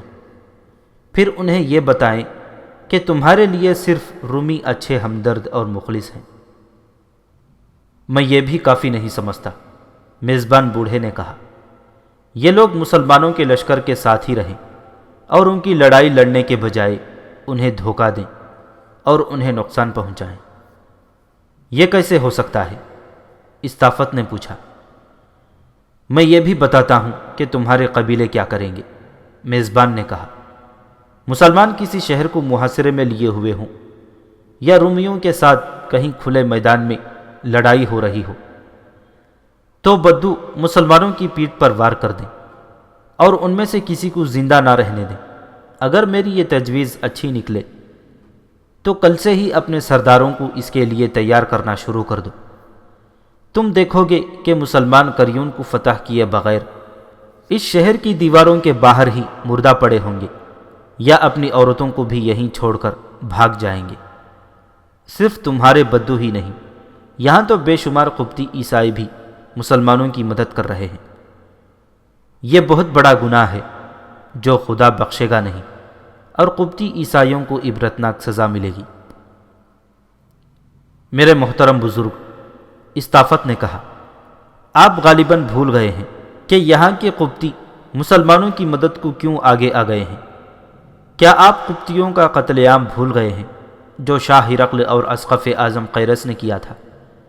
اصل اسقف اعظم بنیامین ہے جو آج تک جلا وطنی کی زندگی گزار رہا ہے۔ ہم بدوؤں کو تو رومی فوج اپنا زرخرید غلام سمجھتی ہے۔ مصر میں انقلاب آ رہا ہے، پادری نے کہا۔ شاہ ہرقل مر چکا ہے، اس کا بیٹا قسطنطین بھی مر گیا ہے۔ قیرس خود کمک لایا ہے، میں سکندریہ سے آ رہا ہوں۔ قیرس نے لوگوں کے ایک بہت بڑے ہجوم سے خطاب کیا ہے اور قبطی عیسائیوں سے معافی مانگی ہے، اور اس نے اعلان کیا ہے کہ اب مصر میں عیسائیت کا راج ہوگا اور اس پر بزنطیہ کے شاہی خاندان کا کوئی حکم نہیں چلے گا۔ ہم بہت سے پادری بزنطیہ سے آئے ہیں اور یہاں کے عیسائیوں کو یہی بات بتا رہے ہیں کہ اب ہرقل کی فرعونیت اور اس کی بنائی ہوئی عیسائیت مکمل طور پر ختم ہو چکی ہے۔ استافت کے چہرے پر ششوپنچ کے تاثرات کچھ زیادہ نمایاں ہو گئے۔ اس کے پاس تو جیسے کوئی اور سوال یا شک یا کوئی اور بات ہی نہیں تھی۔ اس دوران اس نے 3-4 بار کھڑکی کی طرف دیکھا جس کا ایک کیواڑ ذرا سا کھلا ہوا تھا۔ اسے کرسٹی کا چہرہ پھر نظر آیا، اور اب اس کے ہونٹوں پر مسکراہٹ پہلے سے زیادہ تھی۔ یہ مسکراہٹ استافت کو ایک پیغام دے رہی تھی۔ وہ آخر بدو تھا، سردار بھی تھا، اس کا ذہن علم و فضل سے خالی تھا۔ اس نے دوسری بار کرسٹی کو دیکھا تو اس کا سارا دھیان اور دلچسپیاں اس چہرے پر مرکوز ہو گئیں۔ وہ کھانا کھا چکے اور ملازم برتن اٹھا کر لے گئے اور باہر رات تاریک ہو گئی۔ میزبان بزرگ نے استافت سے کہا کہ اس کی دلی خواہش ہے کہ وہ رات اس کا مہمان رہے۔ استافت کا کام رسد فراہم کرنا تھا جو اس نے کر دی تھی۔ وہ رات کے لیے وہاں رک سکتا تھا اور رک گیا۔ وہ اس امید پر رکا تھا کہ کرسٹی کا چہرہ اور سراپا اسے 1-2 بار شاید پھر دکھائی دے گا۔ ان دونوں بوڑھوں نے استافت کو ایسا اعزاز اور احترام دیا جیسے وہ شاہی خاندان کا فرد ہو۔ انہوں نے اس مصری بدو کو اسی مکان میں الگ کمرہ نہ دیا بلکہ ایک مکان میں اس کے سونے کا انتظام کر دیا۔ اسے اس مکان میں لے گئے۔ چھوٹا سا وہ مکان خاصا خوبصورت، صاف ستھرا اور ہر طرح سے آراستہ تھا۔ موسم ایسا تھا کہ اس کے لیے پلنگ صحن میں بچھا دیا گیا۔ اسے اس مکان میں چھوڑ کر دونوں بوڑھے شب بخیر کہہ آئے۔ کچھ دیر بعد ایک ادھیڑ عمر ملازمہ آئی۔ اسے کہا کہ وہ کسی بھی چیز کی کمی محسوس کرتا ہو تو بتا دے۔ استافت نے اس ملازمہ کے ساتھ بڑی شفقت سے باتیں کی۔ ملازمہ نے ایسا انداز اختیار کر لیا جیسے وہ استافت کی خدمت میں فخر محسوس کر رہی ہو۔ وہ ذہنی طور پر خاصی ہوشیار بلکہ چالاک معلوم ہوتی تھی۔ اگر آقا برا نہ مانے تو ایک بات کہوں، ملازمہ نے کہا۔ جو دل میں آتی ہے وہ ضرور کہو، استافت نے اپنی مخصوص زندہ دلی کا مظاہرہ کرتے ہوئے کہا۔ بات بری ہوئی تو بھی برا نہیں مانوں گا۔ آپ نے شاید اپنے میزبان کی نوخیز بیٹی کی ایک جھلک دیکھی ہوگی، ملازمہ نے رازدارانہ لہجے میں کہا۔ وہ آپ کے آگے شراب رکھنے گئی تھی۔ وہ اس وقت سے بے چین ہے اور تھوڑی سی دیر کے لیے آپ کے پاس بیٹھنا چاہتی ہے۔ کیا آپ اسے یہاں آنے کی اجازت دے سکتے ہیں؟ کیا وہ فوراً آنا چاہتی ہے؟ استافت نے پوچھا۔ نہیں آقا، ملازمہ نے جواب دیا۔ وہ تنہائی کی ملاقات چاہتی ہے اور اس وقت آئے گی جب سب سو جائیں گے۔ میں آپ کو صحیح بات بتا دیتی ہوں، وہ تو آپ پر مر مٹی ہے، اسے آنے کی اجازت دے دیں ورنہ بہت مایوس ہوگی۔ میں جانتا ہوں اس لڑکی کا نام کرسٹی ہے، استافت نے کہا اور پوچھا، کیا تمہارے آقا کی کوئی اور بھی بیٹی ہے؟ کرسٹی دراصل میرے آقا کی سگی بیٹی نہیں، ملازمہ نے کہا، یہ تو ملک شام کی رہنے والی ہے۔ یہاں پر اس طرح پہنچی کہ شام میں جب جنگ جاری تھی تو کرسٹی کا باپ اور بھائی جو اس سے چھوٹے تھے مسلمانوں کے ہاتھوں مارے گئے۔ کرسٹی پہلے ہی جا کر گرجے میں جا چھپی تھی۔ اس کی ماں کی عمر تقریباً 40 سال تھی۔ وہ اپنی اس بیٹی سے زیادہ خوبصورت تھی۔ ایک مسلمان اسے لے اڑا۔ کرسٹی کو اس گرجے کے پادری نے اپنی پناہ میں لے لیا، اور جب روم کی فوج وہاں سے پسپا ہوئی تو پادری بھی فوج کے ساتھ وہاں سے نکل آیا۔ کرسٹی اس کے ساتھ تھی۔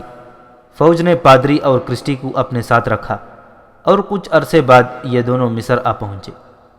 وہ پادری کرسٹی کو کسی اچھے گھر کے حوالے کرنا چاہتا تھا۔ میرے آقا کو پتہ چلا۔ اس نے کرسٹی کو گرجے میں جا کر دیکھا اور اسے لڑکی ایسی معصوم لگی کہ اسے اپنے ساتھ گھر لے آیا اور سگی بیٹی بنا لیا۔ اب آقا اس کی شادی کرنا چاہتا ہے، لیکن لڑکی نے کہہ دیا ہے کہ اسے جو آدمی اچھا لگے گا اس کے ساتھ شادی کرے گی۔ یہ تو آپ کو معلوم ہوگا کہ ہمارے ہاں نہ لڑکی پر پابندی ہوتی ہے نہ لڑکے پر۔ ہماری ہر شادی اپنی پسند اور محبت کی شادی ہوتی ہے۔ کرسٹی کو کئی نوجوانوں کے محبت کے پیغام ملے اور کئی نوجوانوں نے اس کا ہاتھ اپنے ہاتھ میں لینے کی کوشش کی، لیکن کرسٹی نہ جانے کس قسم کے آدمی کو پسند کرے گی۔ وہ کہتی ہے کہ ضروری نہیں کہ وہ کسی ہم عمر کے ساتھ شادی کرے گی، وہ تو کسی ادھیڑ عمر آدمی کو بھی پسند کر لے گی، بشرطے کہ وہ آدمی اس کے معیار پر پورا اترتا ہو۔ میں تو اسے عجیب سی لڑکی کہوں گی، ہو سکتا ہے اسے آپ ہی اچھے لگے ہوں۔ استافت کو یوں لگا جیسے اس کے وجود میں ہوا بھر گئی ہو اور وہ فضا میں اڑ رہا ہو۔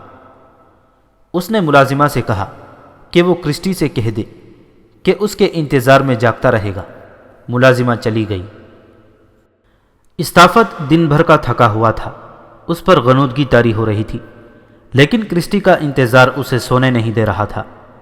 کبھی وہ خوشی سے پھولا نہ سماتا کہ اتنی حسین اور نوخیز لڑکی اس کے پاس آ رہی ہے، اور کبھی اسے یوں محسوس ہونے لگتا جیسے اس کے ساتھ کوئی دھوکہ ہو رہا ہے یا وہ خواب دیکھ رہا ہے۔ اسے اپنے متعلق معلوم تھا کہ وہ خوبرو آدمی ہے۔ وہ تھا تو بدو، لیکن اس کا رنگ کالا یا سانولا نہیں بلکہ بڑا صاف اور کھلا ہوا رنگ تھا۔ اگر وہ سیاہ روح ہوتا تو پھر اس کا یہ شک بجا ہوتا کہ اس کے ساتھ کوئی دھوکہ ہو رہا ہے، اور اتنی حسین و جمیل لڑکی اس کے پاس نہیں آ سکتی۔ چاندنی بڑی صاف اور سفید تھی۔ اسے یوں محسوس ہو رہا تھا جیسے چاند ایک مقام پر رک گیا ہے اور رات آگے بڑھ ہی نہیں رہی۔ وہ انتظار کی اذیت برداشت کرتا رہا، اور آخر دروازہ بڑی آہستہ سے کھلا۔ استافت کا انگ انگ بیدار ہو گیا۔ کرسٹی اس طرح دروازے کے اندر آئی جیسے ہوا کا ہلکا سا جھونکا آیا ہو۔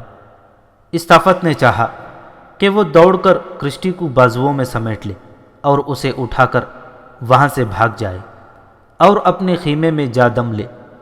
اس نے بڑی مشکل سے اپنے آپ پر قابو پایا۔ کرسٹی آہستہ آہستہ چلی آ رہی تھی۔ وہ جب استافت کے قریب پہنچی تو استافت نے اسے پلنگ پر بٹھا لیا اور اس نے بازو لمبا کیا کہ کرسٹی کو بازو میں لے کر اپنے قریب کر لے، لیکن کرسٹی پیچھے کو سرک گئی۔ کیوں؟ استافت نے پوچھا۔ خطرہ مول لے کر آئی ہو اور شرم و حجاب کا یہ عالم؟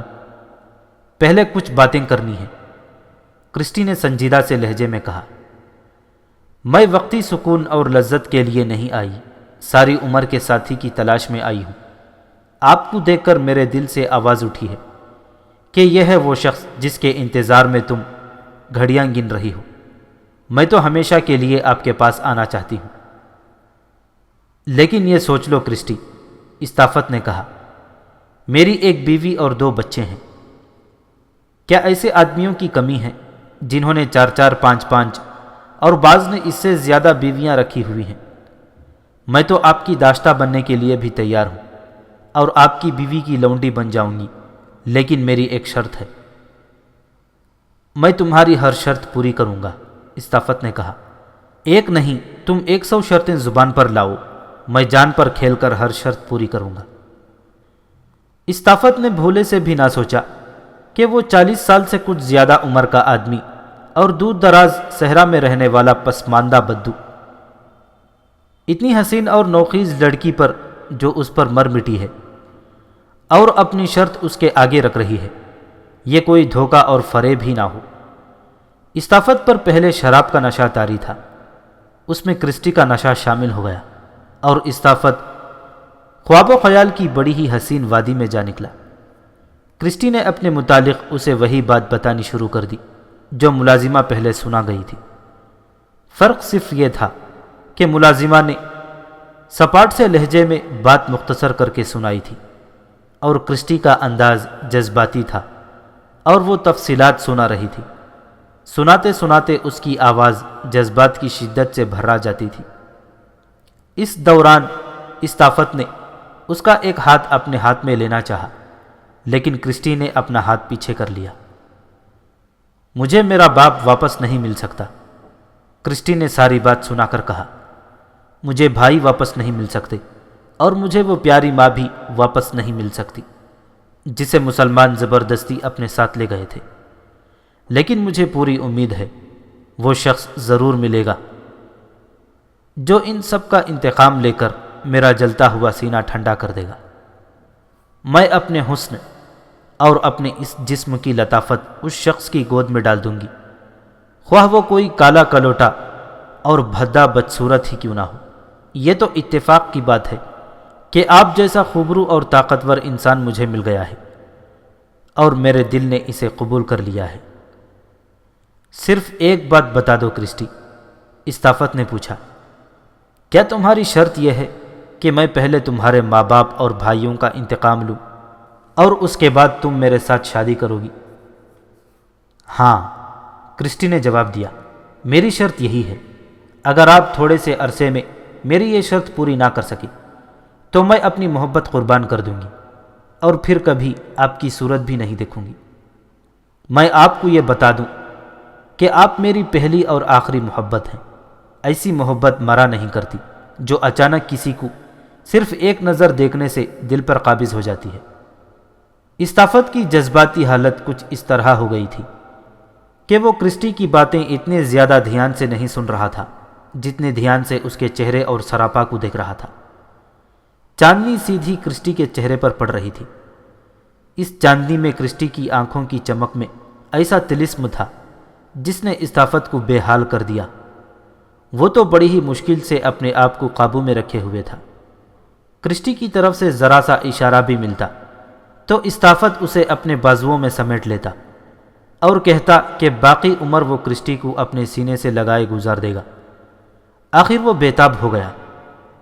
کرسٹی، استافت نے التجا کے لہجے میں کہا، تم نے میرے وجود میں جو آگ لگا دی ہے یہ مجھے راکھ کر دے گی۔ اگر شادی پہلے ہو جائے تو مجھے نیا حوصلہ اور تر و تازہ ولولہ ملے گا، پھر دیکھنا میں کیا کرتا ہوں۔ نہیں، کرسٹی نے سر زور زور سے ہلاتے ہوئے کہا، میں شادی کی زنجیر میں جکڑی گئی تو پھر رہائی مشکل ہو جائے گی۔ میں مرد کی فطرت سے واقف ہوں، پہلے میری شرط پوری کریں۔ استافت کی حالت اب اس پیاسے انسان جیسی ہو گئی تھی جو پیاس سے مرا جا رہا ہو اور پانی اس کے سامنے پڑا ہو لیکن پی نہیں سکتا۔ کبھی تو کرسٹی اسے سراب کی طرح نظر آتی تھی جس تک پہنچنے کے لیے لوگ صحرا میں چلتے ہی جاتے ہیں اور آخر گر پڑتے ہیں اور ریت ان کی زندگی کی نمی چوس لیتی ہے۔ اچانک اسے ایک خیال آ گیا اور وہ بیدار ہو گیا۔ ایک بات تو تم نے بتائی ہی نہیں، استافت نے کہا، میں تمہارے ماں باپ اور بھائیوں کا انتقام لوں گا کس طرح؟ کس سے انتقام لوں گا؟ آپ اپنے قبیلے کے سردار ہیں، کرسٹی نے پر اعتماد لہجے میں کہا۔ اپنے قبیلے کے لوگوں سے کہیں کہ وہ مسلمانوں کا ساتھ چھوڑ کر اپنے گھروں کو چلے جائیں۔ آپ کے ساتھ دوسرے قبیلوں کے سردار بھی ہوں گے، انہیں بھی کہیں کہ اپنے قبیلے کے آدمیوں کو یہاں سے غائب کرنا شروع کر دیں اور وہ آہستہ آہستہ مسلمانوں کے لشکر سے نکلتے جائیں۔ یہ کام ایسا ہے جو ذرا آہستہ آہستہ ہوگا۔ ایک کام آپ فوراً کر سکتے ہیں، وہ یہ ہے کہ اس لشکر کے سپہ سالار کو قتل کر دیں۔ سپہ سالار کا قتل ممکن نہیں، استافت نے کہا۔ وہ اس لیے کہ سپہ سالار کو اس کے محافظ اپنے حصار میں لیے رکھتے ہیں۔ وہ رات جس خیمے میں سوتا ہے اس خیمے کے ارد گرد محافظ موجود اور بیدار رہتے ہیں۔ میں دوسرے سالاروں کو قتل کر سکتا ہوں، تم ایک سپہ سالار کی بات کرتی ہو۔ میں اتنے سارے سالاروں کو مار دوں گا اور ماروں گا ایسے طریقے سے کہ پکڑا نہیں جاؤں گا۔ سالاروں کا قتل اس لیے آسان ہے کہ وہ لڑائی کے دوران ہر طرف بھاگتے دوڑتے رہتے ہیں اور کسی بھی گھمسان کے معرکے میں انہیں قتل کیا جا سکتا ہے۔ اگر 2-3 سالار قتل ہو گئے تو مسلمان بہت کمزور ہو جائیں گے، اور میں دوسرا کام یہ کروں گا کہ اپنے قبیلے کے آدمیوں کو وہاں سے نکال لوں گا اور واپس بھیجنا شروع کر دوں گا۔ یہی کام کر دیں، کرسٹی نے کہا۔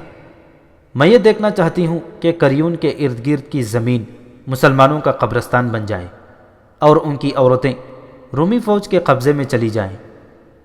ضروری بات یہ ہے کہ کسی کو پتہ نہ چلے کہ میں یہاں آپ کے پاس آئی تھی۔ کرسٹی اٹھ کھڑی ہوئی اور دروازے کی طرف چل پڑی۔ استافت کو یوں لگا جیسے اس کا دل اس کے سینے سے نکل کر کرسٹی کے قدموں میں جا پڑا ہو۔ کرسٹی دروازے تک پہنچ کر پیچھے کو مڑی۔ میں انتظار کروں گی، کرسٹی نے کہا اور دروازے میں سے نکل گئی۔ استافت کی نظریں دروازے پر لگی رہیں۔ اسے تو جیسے احساس ہی نہیں ہوا تھا کہ یہ نوخیز کلی اتنی دیر اس کے پاس بیٹھی رہی ہے۔ وہ تو یوں آئی اور گئی جیسے بجلی چمک کر پھر اندھیرا کر گئی ہو۔ یہ ایک احساس تھا جو استافت کو بے حال کر گیا۔ وہ کرسٹی کی شرطیں پوری کرنے کے لیے تیار ہو گیا۔ صبح طلوع ہوئی تو 2 ملازم آئے۔ انہوں نے استافت کے غسل کا انتظام کیا اور دونوں اس وقت تک حاضری میں کھڑے رہے۔ جب استافت غسل کر کے اور کپڑے پہن کر تیار ہو گیا، پھر اس کے لیے بڑا ہی پرتکلف اور مرغن ناشتہ آیا۔ وہ ناشتے سے فارغ ہوا ہی تھا کہ بوڑھا پادری میزبان بزرگ کے ساتھ آ گیا۔ انہوں نے استافت کے ساتھ ایسا رویہ اختیار کیا جیسے وہ کوئی بہت ہی اونچی شخصیت کا ہو۔ خوشامدانہ لہجے اور انداز میں اس سے پوچھا کہ رات کیسی گزری اور اسے کوئی تکلیف یا بے آرامی تو نہیں ہوئی۔ استافت پر ابھی تک کرسٹی کے حسن اور اس کی دوشیزگی کا خمار طاری تھا۔ دونوں بوڑھوں نے باتوں باتوں میں وہی بات چھیڑ دی جو گزشتہ رات انہوں نے استافت کے ساتھ کی تھی۔ وہ اسی پر زور دے رہے تھے کہ اب مصر میں عیسائیت کا راج ہوگا۔ استافت کی جذباتی اور ذہنی حالت ایسی ہو گئی تھی جیسے اسے دنیا سے کوئی دلچسپی ہی نہیں رہی۔ گزشتہ رات کرسٹی نے اس کے ساتھ یہی باتیں کی تھیں جو اس کے ذہن میں گونج رہی تھیں، اور وہ اپنے وجود میں انتقام کی تپش محسوس کر رہا تھا۔ میں نے کچھ فیصلے اور کچھ ارادے کر لیے ہیں، استافت نے پرعزم لہجے میں کہا۔ میں یسوع مسیح کے مقدس نام پر مسلمانوں کو ایسا نقصان پہنچاؤں گا جس سے ان کی کمر ٹوٹ جائے گی۔ سوچا تھا کہ ان کے سپہ سالار کو ہی قتل کر دوں، لیکن یہ ممکن نہیں کیونکہ وہ ہر وقت اپنے محافظوں کے نرغے میں رہتا ہے۔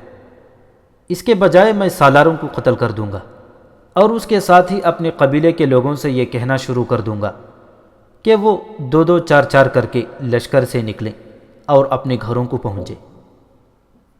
واہ واہ، پادری نے بے ساختہ خراج تحسین پیش کرنے کے لہجے میں کہا۔ یہ کوئی معمولی کام نہیں، اگر تم یہ کام کر دو تو تمہیں اس دنیا کی بادشاہی ملے گی۔ دونوں بوڑھے کچھ دیر اسی موضوع پر بات کرتے رہے، اور جب استافت نے کہا کہ بہت وقت گزر گیا ہے اور اب اسے واپس جانا چاہیے، اس وقت تک استافت کے اندر مسلمانوں کی عداوت بھڑکتی ہوئی آگ کی صورت اختیار کر چکی تھی، اور اب وہ آگ بگولے کی صورت میں ان سے رخصت ہوا۔ وہ جب اس گاؤں سے نکلا تو بار بار پیچھے دیکھتا تھا۔ اسے اپنے بزرگ مہمان کی منڈیر پر کرسٹی نظر آتی جو ہاتھ اوپر کیے ہلا رہی تھی۔ استافت کے عزم اور عہد تر و تازہ اور مکمل طور پر مستحکم ہو گئے۔ اس نے گھوڑے کو ایڑ لگا دی اور کچھ ہی دیر بعد مجاہدین کے لشکر میں جا پہنچا۔ کریون کی جنگ جاری تھی۔